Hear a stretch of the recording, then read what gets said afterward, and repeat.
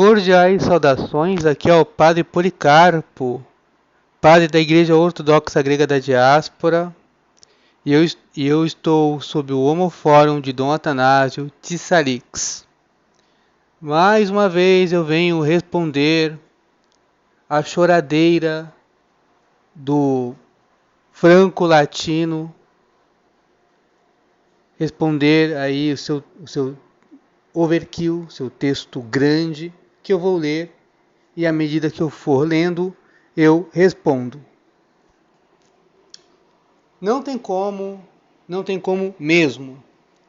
Se a Igreja Católica Apostólica Romana não é a Santa Igreja de Nosso Senhor Jesus Cristo, seria impossível, repito, impossível haver nessa igreja homens e mulheres extraordinários, tais como Santo Afonso de Ligório, São João Maria Vianney, São Francisco de Assis, Santa Teresa d'Ávila, Santa Rita de Cássia. Bom,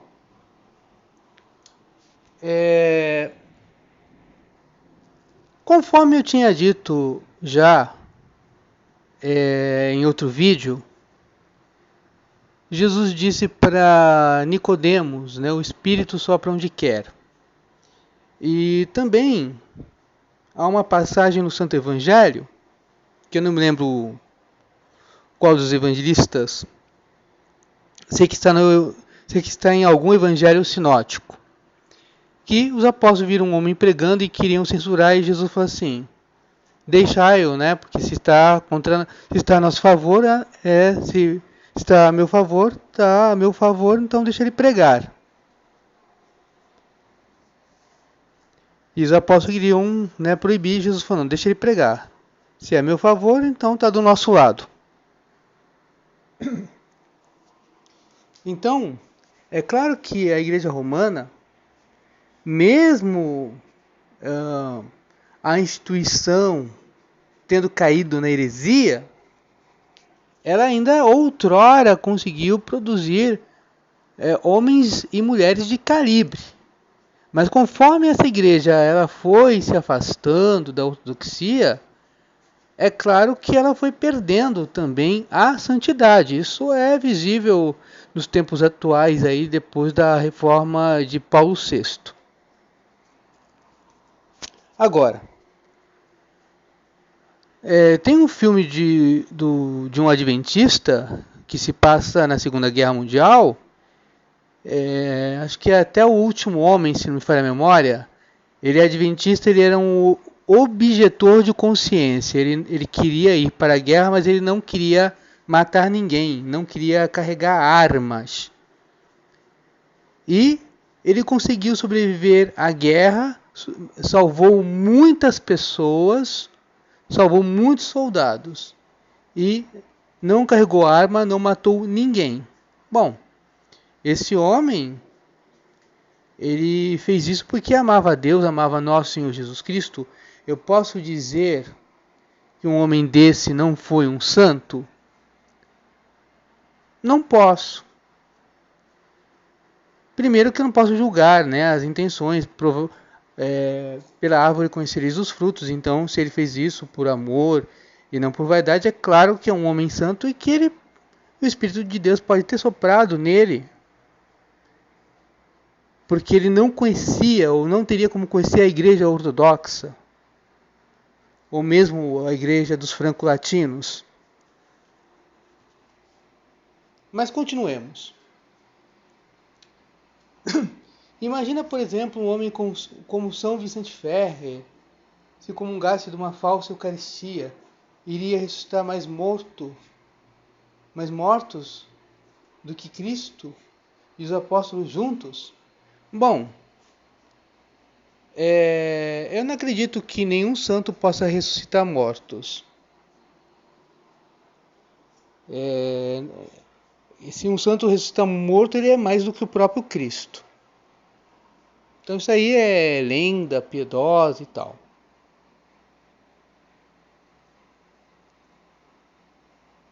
São Vicente ressuscitou um moço de estar sepultado por mais de 1 ano. Mentira. Isso aqui é mentira e chega a raiar blasfêmia. Chega a raiar blasfêmia.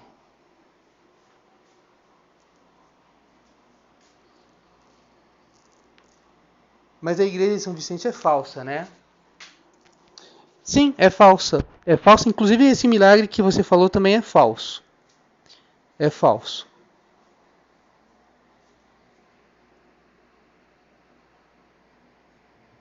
Aí eu quero dizer que ele comungou é falsa. Bom, a igreja romana ela conservou o sacerdócio. Então, ela tem o sacerdócio. E há bispos ortodoxos que aceitam o sacerdócio da igreja romana. Então, há padres que, quando se convertem, eles não precisam ser reordenados, só precisam abjurar os erros de Roma. A obra de São Vicente está aí. As obras de Santo Curadar, Santa Teresa, São Francisco, São Tomás, Santa Catarina estão aí. Santa Catarina de Siena, né? Aquela que disse que o Papa trouxe Cristo na Terra e que ela pegou o grande cisma do Ocidente, que ela que falava com Cristo, ela não sabia qual o Papa verdadeiro. Interessante. Ela tinha mensagens com Deus, sabia do purgatório, sabia do mundo espiritual, mas não sabia qual era o verdadeiro Papa e poderia decidir quem era o verdadeiro Papa sem o Concílio de Constança, que ocorreria muito mais tarde.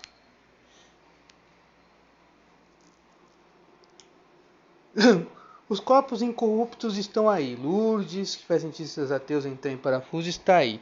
Bom, quanto à questão de corpos incorruptos, inclusive tem uma menina na Itália, inclusive tem processos de mumificação e tudo mais, de corpos incorruptos, né? E isso a ciência já tem explicação, né? Isso a ciência já tem explicação.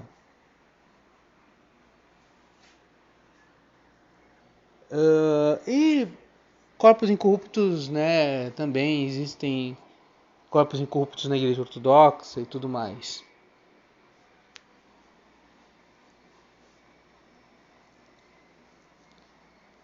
Um homem sacerdote, absurdo como São Pio de Pietrelcina, estigmatizado, não acredito nos estigmas do Padre Pio,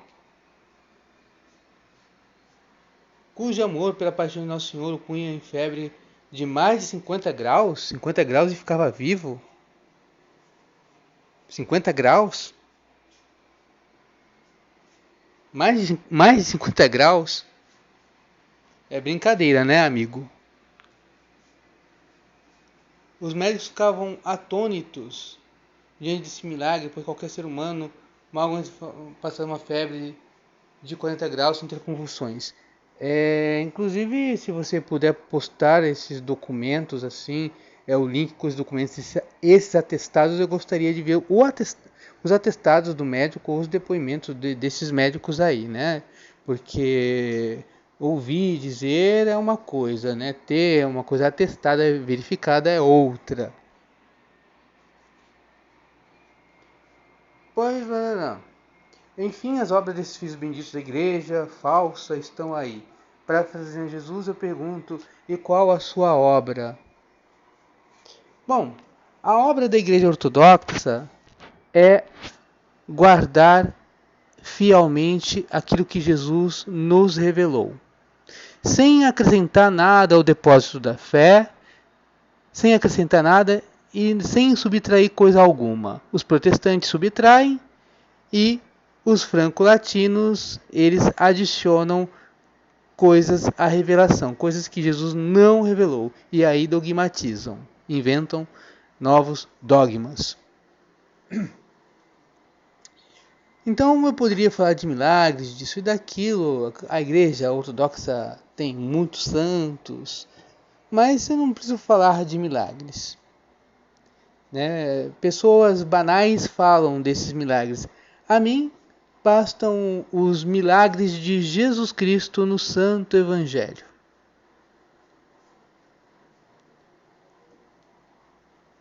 Há quem goste de falar de milagres também na Igreja Ortodoxa, não é o meu caso. Eu não estou na igreja ortodoxa para eu fazer milagres ou para eu presenciar milagres. Eu estou na igreja ortodoxa porque eu acredito no Santo Evangelho.